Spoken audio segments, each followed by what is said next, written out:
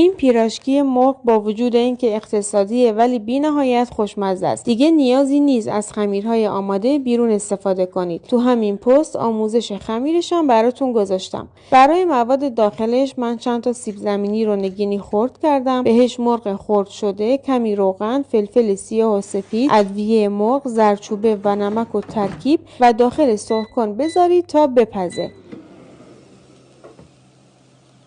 برای کرپ همه موادی که داخل کپشن نوشتم رو ترکیب کنید و حتما از صافی رد کنید. تابع نچسب رو خیلی کم چرب کرده از مواد کرپ ریخته یه طرفش که پخت برش گردونید، طرف دیگه‌ش هم بپزه. میتونید این کرپ رو از شب قبل هم آماده کنید و روش دستمال بذارید که خشک نشه. دوست داشتید به سیب زمینی و مرغ کمی پنیر پیتزا هم اضافه کنید. الان طبق کلیپ داخل هر کرپ ورق پیتزا و مواد میانی رو ریخته و مثل سمبوسه محکم بپیچید که باز نشه. بعد داخل تخم مرغ زده شده و پودر سوخاری زده کمی روش روغن اسپری کنید. داخل سرخ‌کن فارموکس سرخ کردم. یکی از خصوصیات خوب این سرخ‌کن جدا از سبدهای با کیفیت داخلی، جنس بدن تماما استیله که به راحتی حرارت اضافه رو انتقال میده و باعث طول عمر و کارکرد بهتر دستگاه میشه. برای اطلاعات تکمیلی و سایر محصولات فارموکس آیدی پیجشون رو براتون تگ کردم.